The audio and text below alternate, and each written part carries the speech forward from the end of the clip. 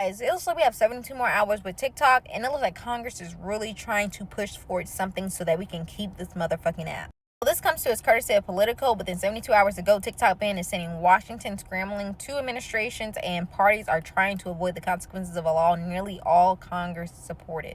And it says a group of Democrats on Capitol Hill, including Senate Minority Leader Chuck Schumer, have personally appealed to Joe Biden's White House to delay the January 19th deadline for TikTok to divest from Beijing-based ByteDance or face a ban from the U.S. app. And we also know that incoming President Donald Trump, who once barred TikTok by executive order, is now trying to stave off the ban as well, because we all know Trump just likes whatever everybody else likes. He is as wishy-washy as just about anything. And Schumer said it's clear that more time is needed to find an American buyer and not disrupt the lives and livelihoods of millions of Americans and so many influencers who have built a good network of followers. TikTok should survive, but under new ownership. We also have some Republicans who are also fighting as well. Mike Waltz, soon to be Trump's national security advisor, said Wednesday, "We're trying to find a way to preserve TikTok, but people's data needs to be front and center, essentially." And we know Ro Khanna, he's really been fighting hard for this. He says he's been calling the Biden White House, and he thinks they're coming around, and he thinks that the president is going to intervene. So that sounds like some good-ass news for us. And we all know Joe Biden, he's probably going to wait till the last minute just to make sure the Supreme Court is not going to be saying anything about it. And we all know that the Supreme Court did not schedule to release any opinions recently. So we are kind of in a limbo. We don't know what's going to happen.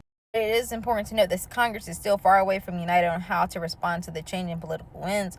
And Ed Markey, who voted for the aid package that included the TikTok law, has spoken out against its inclusion at the time. Also reached out to Biden and said that he's also trying to figure out how to save this app.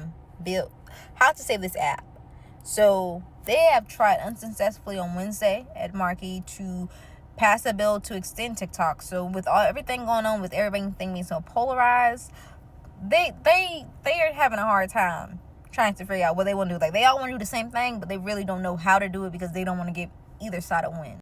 And we saw this with Tom Cotton, and Senator Pete Riskins. Both Republicans, they blocked Markey's attempt. TikTok's owners had plenty of time to find a buyer, and there were plenty of willing buyers as well. That's what they said. So that's the reason why that bill didn't go through. So just so y'all know, it was not Democrats who were trying to give us an extension of 270 days.